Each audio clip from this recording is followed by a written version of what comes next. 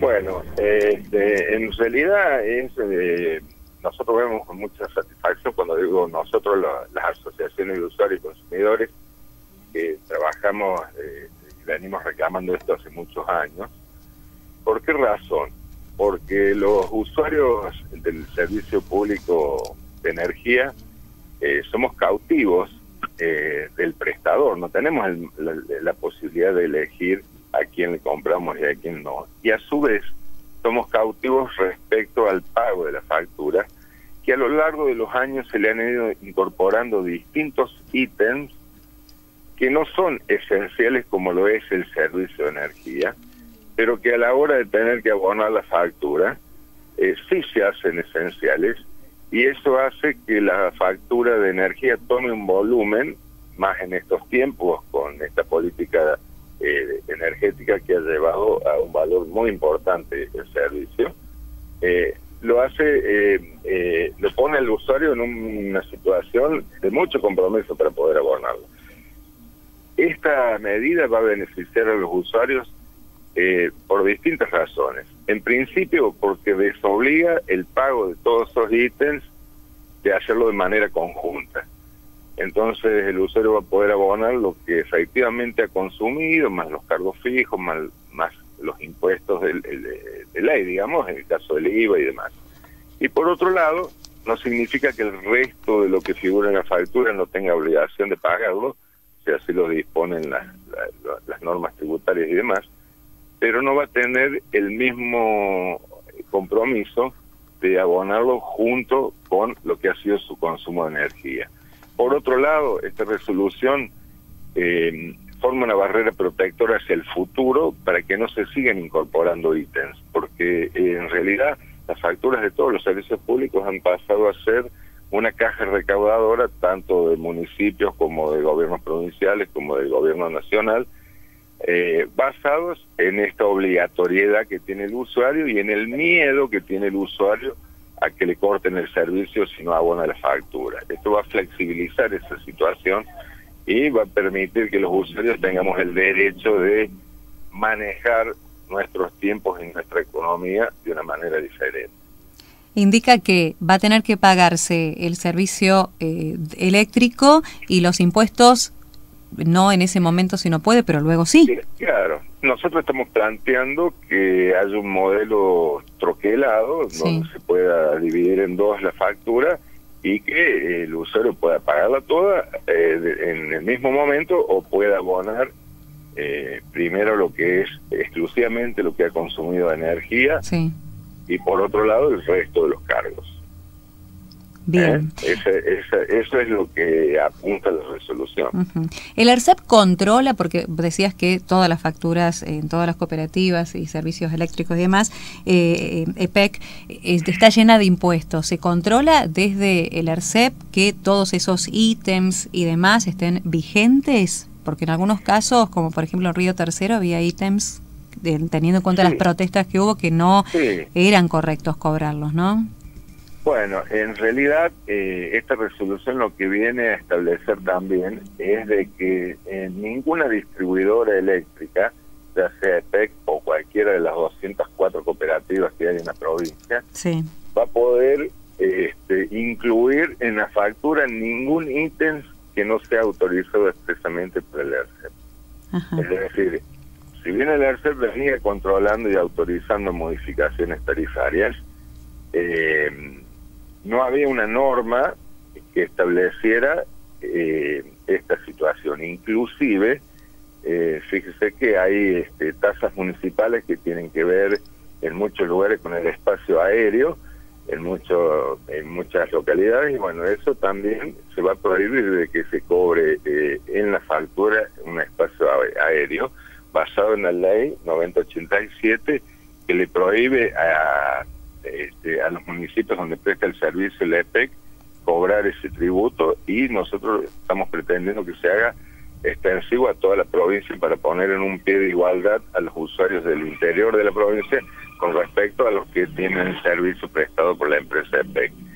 Y por otro lado, todas las facultades que pueden tener las cooperativas respecto a su contrato de concesión contratos de concesión le autoriza a cobrar un ítem por mayores costos cuando consideran de que mayores costos operativos cuando se considera que la tarifa es insuficiente. Bueno, eso no es que va a dejar de existir, sino que las cooperativas se van a ver obligadas a pedir autorización, a presentar cuáles son los motivos que llevan a cobrar ese ítem, por qué tiempo y cuál será el destino de esos fondos, y en función de eso se autorizará o no el cobro y también el respectivo porcentaje. O sea que todas las cooperativas tienen diferentes ítems a la hora de ponerlos en la factura. Sí, normalmente eso era así, pero bueno, nosotros venimos reclamando hace muchos años esto, y bueno, tal vez cuando las facturas eran un poco, no digo insignificantes, pero menores, no había quizás un mayor problema con esto. Claro. Pero con el volumen que han tomado las facturas, se hace muy difícil para mucha gente poder cumplir. Por lo tanto, habrá muchos de esos ítems que quedarán de manera voluntaria, digamos que no se beneficiarios, que no sean dictados por una ley, por una ordenanza municipal, ver qué se hace con eso, ¿no es cierto? Hay por lo ítems, tanto, nosotros vamos a separar de manera tajante la factura, de modo que el usuario tenga la posibilidad de pagar en exclusividad su consumo sin correr el riesgo que tiene hoy, que si no lo paga, junto con todo lo demás, puede tener sufrir el corte del servicio. Lo importante es que tenga pago el servicio de energía eléctrica. El servicio de energía eléctrica. Sí, pero teniendo en cuenta esto, serán unos cuantos los que no abonen a lo mejor luego esta serie de ítems de impuestos. Sí, yo creo que la obligatoriedad que existe en cuanto a, le digo, tributos que son dictados por ley nacional, provincial o municipal, son de orden público, por lo tanto su cumplimiento es obligatorio. Pero de todos modos, todos vemos en nuestras economías que por ahí el pago de la contribución del inmobiliario urbano, ya sea provincial o municipal, uno tiene alguna flexibilidad para pagarlo, ¿no es cierto? Pero si te lo incluyen en la factura de un servicio público, estás obligado a pagar, porque si no perdés, estás con la pistola en la cabeza, porque si no lo pagas, te cortan el servicio. Teniendo en cuenta que hay diferentes ítems de acuerdo a la cooperativa en cuestión, ¿hay algunos ítems que sí o sí tienen que estar, que estén aprobados por ERCEP para las 204 cooperativas? Y actualmente, es decir, por ejemplo, el cobro de cuotas capital se lo permite la ley de cooperativas, pero tiene que ver con la cuestión o la obligación del asociado. Eso no se lo toma como tarifa, por lo tanto eso no va a ir incluido en el cuadro tarifario. Y no se te escucha muy bien. Los mayores costos operativos sí lo pueden aplicar a tarifa de las cooperativas. Eso va a ser previo a un exhaustivo análisis y previa autorización expresa de la empresa. ¿Dónde hubo gente? Después hay otro inconveniente y otra desigualdad que sufren los usuarios, que tiene que ver con las tasas municipales por el llamado OIN, que son ordenanzas impositivas municipales, que originariamente por allá en el año 77 se les permitió a los municipios cobrar esto en función de amortizar los costos que tenía el alumbrado público y en algunas ciudades la semaforización de ese lugar. Bueno, este ítem se lo va a permitir cobrar hasta cubrir exclusivamente ese gasto. Eso se va a permitir que pueda ir dentro de la factura de costo de la energía. Lo que supere ese gasto tendrá que ir por cuerda separada en la otra parte de la factura, que así lo dispone los respectivos municipios. Y hay una desigualdad porque hay municipios que cobran el 10, otros el 12, otros el 15, otros el 20, y esto va a venir a poner un equilibrio y un marco de justicia respecto a la universalidad de todo el sistema. sistema, ¿no?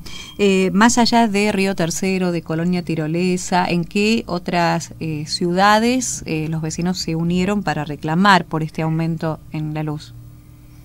Y bueno, en realidad está siendo generalizado, porque yo vengo esta mañana de una reunión con aproximadamente 20 autoridades de distintos centros vecinales de la ciudad, y que bueno, están preocupados porque los vecinos dicen, ¿qué hacemos? No llegamos, no podemos pagar, no podemos...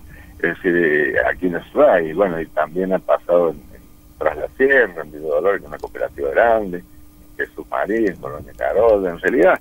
Es decir, también hay que ser objetivo y no ver la foto, sino ver la película, ¿no es cierto? Es decir, el costo de la energía mayorista en 26 meses ha subido más de un 2000%. Pasó de 48 pesos, que estaba el megavatio hora, para un consumo residencial. Se fue a 1080 pesos. Entonces, esto es como si un panadero le aumenta el 2000% la harina, que es su insumo básico. Indudablemente no va a poder sostener tener que corregir los precios de una manera considerable. O un remisero le aumenta las cubiertas y le sube el GNC o los combustibles un 2000%, indudablemente la tarifa del remis se va a ir muy por encima de todo. Bueno, tampoco, más allá que pueda ser debatido, discutido o no, los estilos de administración, ya sea de EPEC como de cualquier cooperativa, acá hay una razón fundamental, que es la decisión de la política energética de llevar el costo de la energía mayorista a estos valores, y bueno, ni EPEC ni las cooperativas tampoco pueden hacer magia, ¿sí? ¿A partir de cuándo entra en vigencia esta resolución del ARCEP?